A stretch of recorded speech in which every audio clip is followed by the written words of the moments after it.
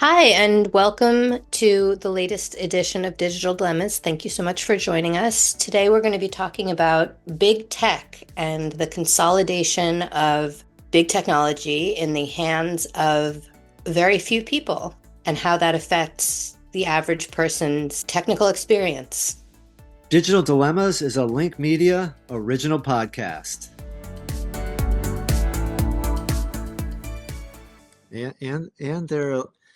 And our lives. So I think this is a topic we're going to be diving into a lot this year. I'm pretty passionate about it, to say the least. And I think now that we're into week 2 or 3 of our new season, it's a good time to talk about it. So I want to start us off with what's going on now, and then I'm going to jump into it. So we are in day 10-ish of the Trump administration. And just as we expected, there's crazy every day, whether it's confirmation hearings or blaming tragedies on DEI, there's some circus every day. And what I am trying to get across to people in articles I write or on this podcast, one of which we're going to talk about today, is that is by design, I believe.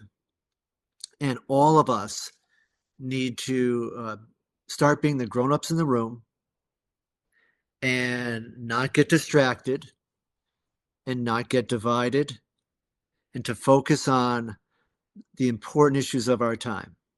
And we're talking about a lot of that on this show right now. So I'm going to kick us off with, and I thought of this literally an hour ago as I was getting ready for the show. I remembered something that I read many years ago, and I found it quite quickly. Stephen Hawking's in 2016, towards the end of his life, wrote the following as part of an article he published. And I'll quote: "The internet and the platforms that it makes possible allow very small groups of individuals to make enormous profits while employing very few people." And I'm going to write about it more this week, but he literally was talking about, and I'll even read one of the paragraphs. Artificial intelligence, and he was talking about this in 2016.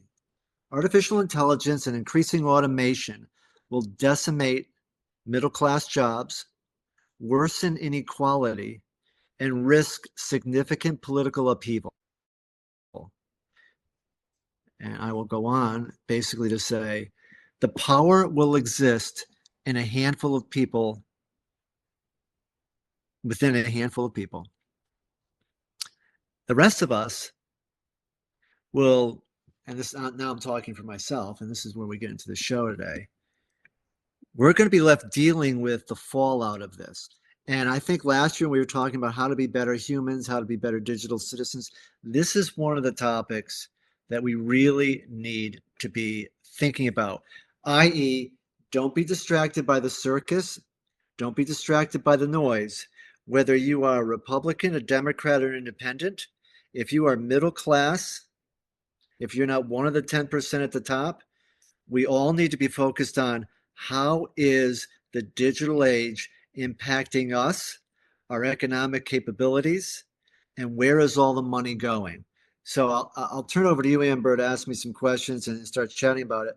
But where we left off last week on the show was 10% of the wealth exists in about 7 people's hands. And oh, by the way, they are all high-tech companies. Now, I'm not an anti-tech guy. I've been in tech since 1983. I love technology. I love the latest and greatest all the time. But we need to get a handle on this, because all the wealth is going to a very few people, and the rest of us are either unemployed, underemployed, or our wages are stagnant. That's a problem. So that's what I want to talk about today. So, what, when you say, ignore the circus and focus on what's important, what does that look like on a day-to-day basis? So an example would be when we are all on social media, whatever platform is your preferred choice, depending on personal preference, your age, your demographic. There are different platforms for everybody.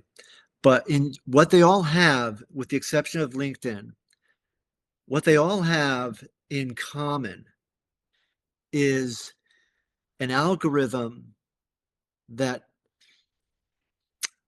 promotes anger and emotion, which ends up dividing us. So when you say, what does it look like every day? It means if I have an opinion on an economic policy or a cultural issue, and it differs from a friend of mine, it pits us against each other. It makes me only see, it encourages me to see content that supports my viewpoint and my friends to see content that only supports theirs. And it continues to divide us. So we end up, instead of what it was before these algorithms took hold in our culture, you would live on a street, live in a city, live in an apartment complex. Everybody would have different opinions, come from different backgrounds, maybe from different socioeconomic conditions. You still got along. You still would express your viewpoints. You still would disagree, but you were friends. You were neighbors. You were part of a community. We live so much more digitally now and on social media that now we think those same people are our enemies, or they're crazy, or they're radicals. And they continue to, so these algorithms on these platforms divide us, which is not to our advantage. So, what I'm trying to share is, instead of me and my neighbors and my family members getting along, but just disagreeing on some policy issues or some cultural issues, instead, we're divided, and that is to the benefit of what Stephen Hawking warned us of. The 10% at the top who are raking in all the money from us being on these digital platforms and being divided keeps us focused on the circus versus the fact that all of us, no matter what our political beliefs might be, we should be focused on the fact that our wages are stagnant, we're underemployed, we're in debt, or we're unemployed. That's what we all have in common, and we're looking for solutions to. That's what the Democrats missed on in the recent elections. That's what Trump pounced upon in the recent election and hence got elected. What I'm saying now is, instead of paying attention to the circus, we should be paying attention to what is Trump and what are those 7 oligarchs who own these companies. What are they doing to make middle class Americans' lives better? Because Okay, our well, wages have been stagnant for 40 years. Go ahead. so say they're not doing much. Say we take it as a given that they're not doing much to make the average person's life better. They're focused on the bottom line and uh, profit for their company, for their shareholders, whatever. Yeah. What, barring going off the grid, what does it look like to be a responsible digital citizen? Yeah, good question. Like, what can we do? So let me talk about a few of the issues, and then we'll talk about maybe some of the solutions. Automation and AI. What's the digital dilemma? Are we heading toward a future where tech creates vast wealth, but only for those who own it, not for the workers?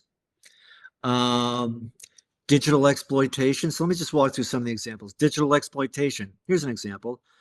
Uber drivers see their per mile earnings drop over time while Uber's profits continue to rise. Okay, there's an issue. Surveillance capitalism. Amazon's AI tracks warehouse workers' productivity down to the second. Anybody who works at Amazon knows this. If you have any idle moments, you're fired. But where do those savings and where does that wealth go? Oh, to the top 10%, the owners. A couple examples there. All right. So Okay, let's so talk. can Go I, ahead. Yeah, go ahead. as a person, as as a just using me as an example, I am a frequent user of both Amazon and Uber. It makes my life easier. Barring not using these services anymore, is that what you're calling for? Or No, I'm not. So thanks for bringing that up. We all enjoy products and services like Amazon and Uber because they are delivering something to all of us that we enjoy. They're really good at what they do. What I'm calling for and looking to discuss and get ideas and exploring further is how can the wealth that ends up in, and I'm just using it as an example, Jeffrey Bezos' pocketbook, how can that wealth be distributed more fairly? That, at the end of the day, is we don't want to stop the quote unquote technological advances or the things that we enjoy. What we want to do is share in some of this wealth. How much money? So, for example, and I'm using Jeffrey Bezos as an example, but it could be for any of the oligarchs. How much money does he need? So, if someone working at Amazon in a warehouse is making 30, 45, $50,000 a year, and one of the top execs at Amazon's making 10 million a year. If that individual at Amazon who was employed could get a raise or share in that wealth and go from 30 to $50,000 a year or 50 to $75,000 a year, that is life changing for these individuals. Life changing. You end up in different types of housing, different types of opportunities for education, etc. It doesn't help the senior executive at Amazon to go from $10 million a year to $15 million a year. That doesn't make that person any happier, any better off in life. So my argument is what we should be doing is supporting wage increases, like improving the minimum wage, and any actions that protect workers. So we should have, in my one of my ideas, improve minimum wage. We should improve and encourage stronger worker protections. For example, contractors. I was in this business for decades. When you become a contractor, you no longer have benefits, which gives the large corporations, oh, we don't have to pay them benefits. We'll just pay them more per hour and then let them go and we don't need them. Contractors should be able to participate. Well, this gets into the whole healthcare issue, but bottom line is helping American workers become stronger, either through increased wages, support of unions, and worker protections. So that's some ways supporting the worker. Here's some other ways. So as you can see, as I walk through some of these ideas, these are not us getting off of social. This is not us not using Amazon.com. What this is really all about is, when Trump says it's rigged, he's right, it's rigged. It's rigged for him. It's rigged for the oligarchs. There's a reason all these guys are at the dais when Trump is being sworn in. There's a reason that Elon Musk made 5,000% increase in his company, and hence in his pocket. He donates $250 million or whatever it was to Trump to get him elected. And his wealth after that, made him the richest person in the world. There's a reason this is happening. The economy is rigged for those people. So, what could we do? Stop rigging the economy. Tax the ultra wealthy. Stop stock buybacks. Increase affordable housing. We actually talked about this one in class. So my digital ethics class, I asked the students, who are made up of half male, half female, probably half conservative, half liberal. I asked them the following, something that we could do. Do you believe that members of Congress, the Senate, the legislature, the president, the vice president, anybody in Congress or in power in Washington, D.C., should they be able to trade stocks while they're in power? 100% of the students passionately said, hell no. Hell no. These ladies and gentlemen who are in Congress or in Washington in positions of power, they have information on companies and make trades based on that information. That it's insane. Absolutely insane. So there's another example. So I've got many more, and we'll talk about them if you want, but those are two examples, AB. Well, here, I guess here's my problem. When you say my digital dilemma these days is how to engage with the world, with what's, with the information that's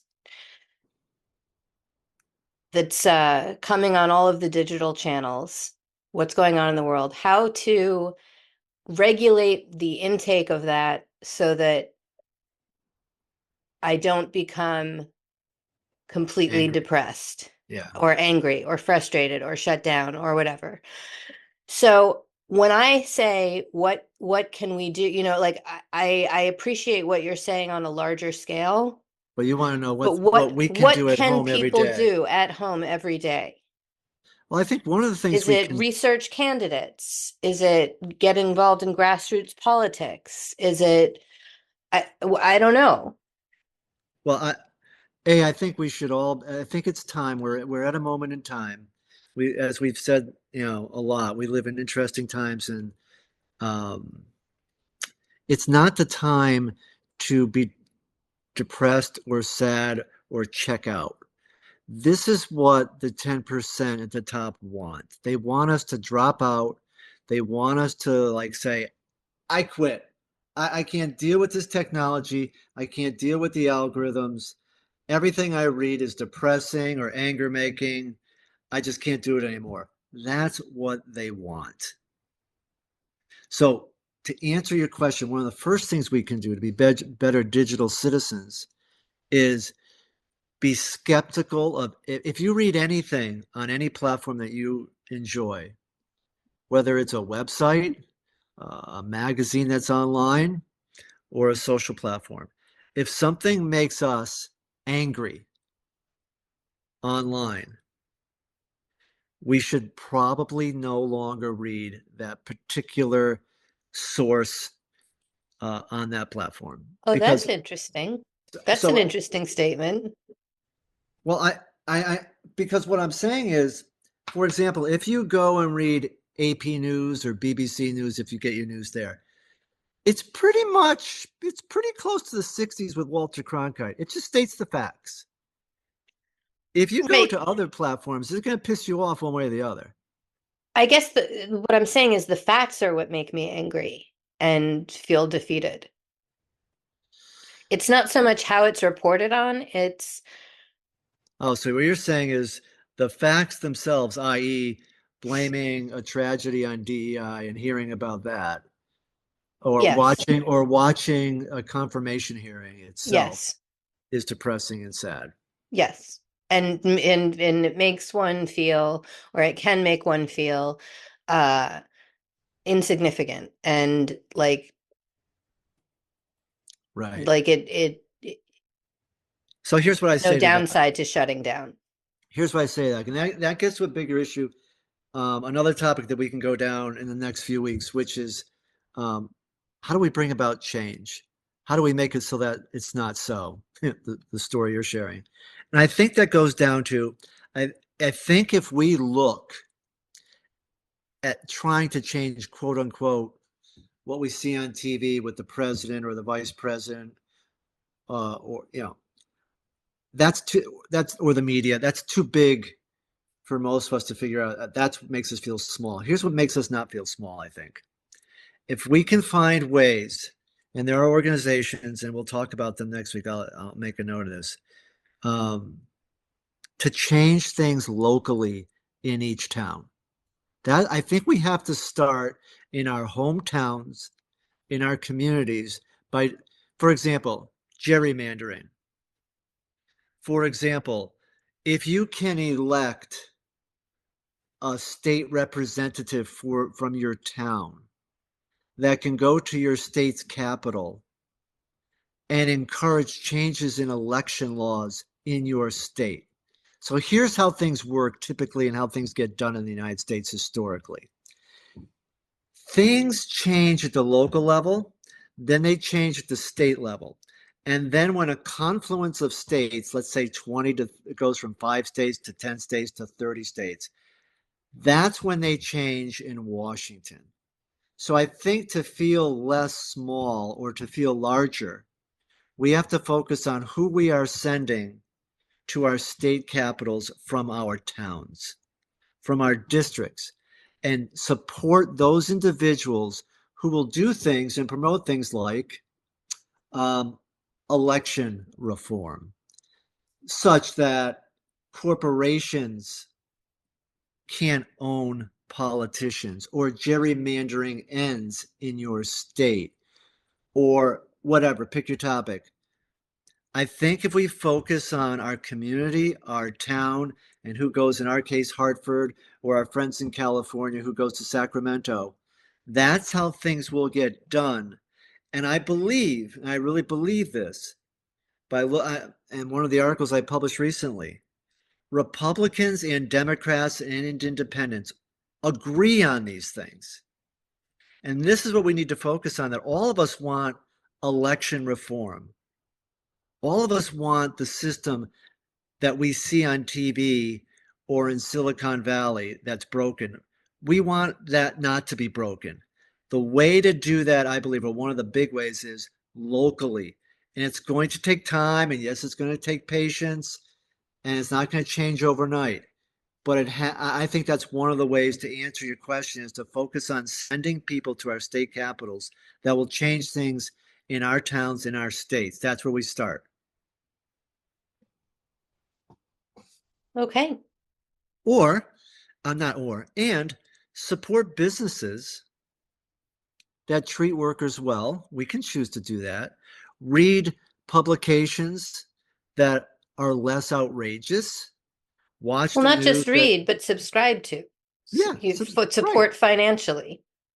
I think, and I really mean this, there's a lot of really smart, good human beings out there who are Republicans, who are Democrats, and who are independents that want to fix this mess. Their voices are not being heard yet.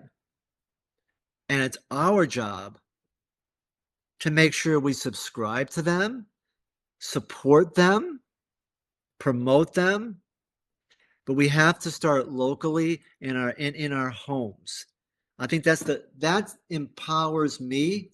That's what I've started to do the last few weeks. It's made me motivated, excited about the future, and less depressed, is to support companies, to support writers and journalists from all wings of all parties who just want to fix this mess that we are living in right now, so that Stephen Hawking's concerns don't come true and just a few people have power. Because I think what you're seeing when you say you get depressed and sad when you watch news, you're watching, all of us are watching what science fiction or people like Stephen Hawking warned us about decades ago. We're watching it happen. And of course, that's scary and that's depressing. I get it. But I think there are solutions. And I think there are some really great people out there who want to help fix this and do it the right way. And that's who we have to support. I think that's how we go about it. And I think we have to find local leaders that we send to our state capitals that are aligned with this and just want to fix things. Okay. Um, Were there more? oh, there's a lot to talk about, but I Oh, I think know what's, there's a lot to talk about. and we're going to talk about, but I think in terms of the podcast and our subscribers and listeners, I think if we do this, since this is such, uh, there's a lot to it. It's emotional, but I want to do this in consumable pieces Chunks. of information, chunks that people can grasp in 30 minutes ish and say, okay, I understand that. I get that. That makes sense. And then next week we add on to it rather than do Yeah. 60 Hours minutes. of, It's too yeah. much. Because as you say, this is a really challenging time for all of us who care to be living in. And I think if we can share a little piece of information each week in 30 minutes or so this year, I think we'll be doing people I think that's what they want and what they can consume, and it's easier for us to do the show. So yeah, I think that's it for today. I think let's leave it on that note. Well, thank you so much for joining us. And as always, if you have any suggestions for guests or for topics or anything you'd like us to talk about, send that along to digitaldilemmas@lenk.media, and we will incorporate it into our agenda. Thank you so much. All right, Digital Dilemma fans, that wraps up another episode. Thanks for tuning in and navigating our tech world with us. Please rate us and leave a review. And if you enjoyed it, tune in next time. We'd also love it if you would send us any questions or suggest guests via email. Thanks so much for listening, and we will see you next week.